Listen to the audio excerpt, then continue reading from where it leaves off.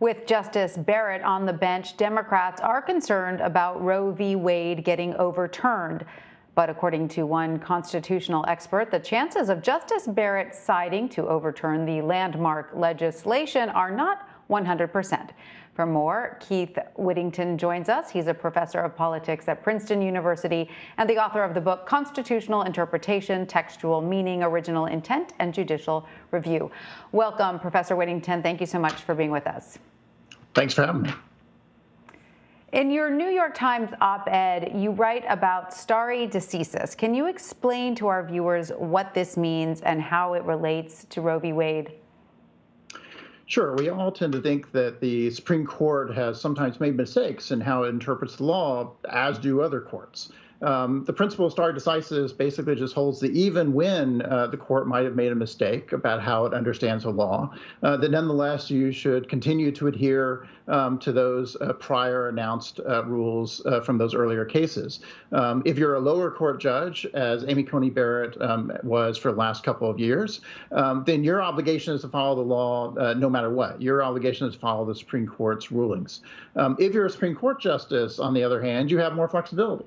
On some occasions, you may think that a case is so wrongly decided, it should be overturned, and the court ought to follow a different rule going forward. So the question of how strong stare decisis is really implies how much deference should you give even to prior cases you think are mistaken.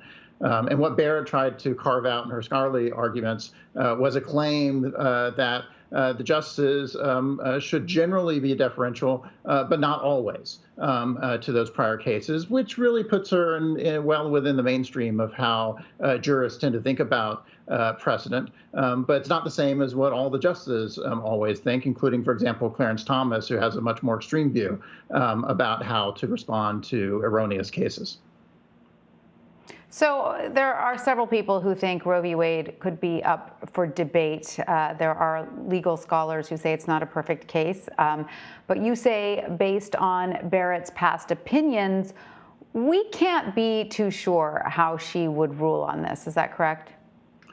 Well, I'm sure that Barrett is quite skeptical about Roe as an original opinion. I'm sure if she had been on the court at the time, she would have been quite skeptical of what the court was doing. So one starting point is to think about to what degree do you think Roe was wrong in terms of how the opinion was written? And that also raises questions of, is it possible to construct a better legal argument that could get you to a very similar result as Roe? So even Ruth Bader Ginsburg, for example, thought the opinion in Roe itself was not very well reasoned, but she thought there were other arguments that would get you to the same place. So one question for a justice like Barrett, who disagrees with Roe, is, are there other legal arguments that would get you to the same place or a very similar place that you think are more legally sound? But even if you can't come up with those arguments, then the additional question is the stare decisis question of how deferential should you be to that opinion, even if you think it was a mistake. There are certainly some kinds of cases that she would not want to overrule, given those concerns. It's not entirely clear that Roe is strongly protected, given her views. The public remains divided about how to think about abortion rights, and that's a factor that she thinks is relevant.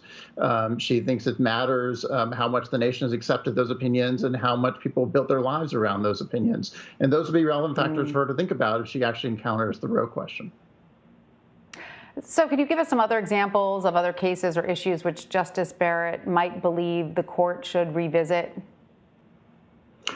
So it's a good question because she has not given a lot of hints. In her writings, she tends to deal in the abstract much more than she deals with very specifics, or she gives examples of cases that clearly should not be revisited. So there are classic examples of those kind of cases like Brown v. Board of Education, the school desegregation case, the legal tender cases that came from the 19th century that allowed Congress to issue paper money. Those are easy cases that everyone thinks are set in stone. We're not going to go back and revisit. And she likes to talk about those kinds of cases rather than more controversial ones. Obergefell, the same-sex marriage case, for example, is clearly much more recent, was much more controversial at the time.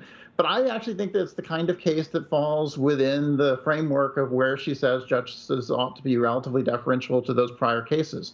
The public has largely accepted it. There are lots of reliance interests built up around same-sex marriage. And I think that would really encourage her to be much more cautious about overturning it, even if she wouldn't have gotten to the same place if she'd been on the court at the time.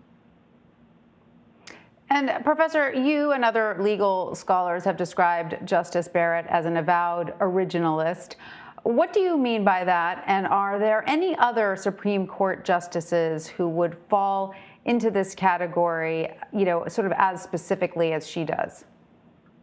Yeah, so as an originalist, she's in the same category as Clarence Thomas, as Neil Gorsuch, who are both avowed originalist, although they're pretty different about exactly how they think about it, just like Justice Scalia had been different than Justice Thomas about the details of how he would approach it.